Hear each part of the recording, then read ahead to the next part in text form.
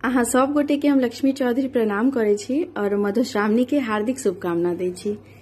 आई हम माता बिसहरि के गीत लऽ कऽ उपस्थित भेलहुँ हैं। आशा करे छी जे गीत सब गोटे के नीक लागत। धन्यवाद।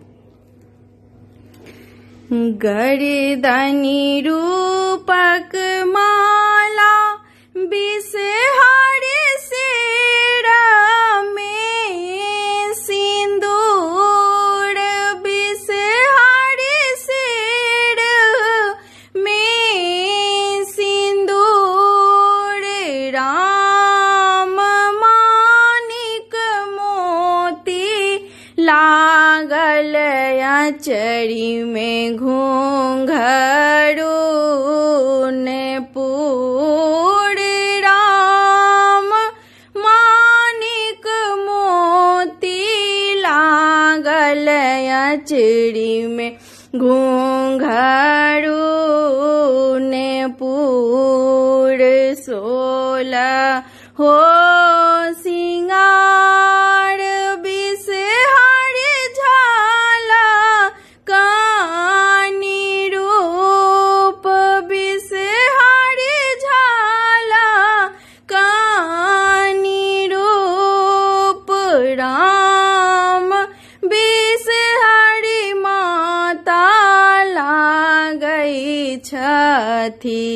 जननी तिरहुत, राम बिसहरि माता लागै छथि जननी तिरहुत, बिसहरि ना तब साउन में पूजब सांबरूप, साउन में पूजब सांबरूप, राम पूजी जग जननी के कहब सब दुख, राम पूजी जग जननी के कहब सब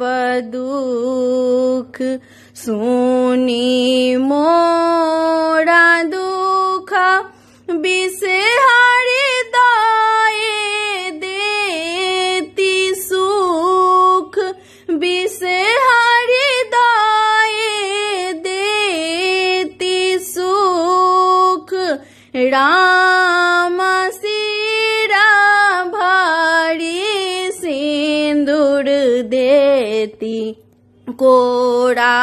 भरी पूत, राम सिरा भरी सिंदूर देती कोड़ा भरी पूत, हियावा जुड़ाया बिसहरि जेती तिरहुत, बिसहरि जेती तिरहुत, राम साजल गुजल रूप हमरो शोभत सिंदूर, राम साजल गुजल रूप हमरो शोभत सिंदूर, गर्दन रूपक माला बिसहरि सिर में सिंदूर, बिसहरि सिर में सिंदूर, राम मानिक मोती लागल आचरी में घूंघरू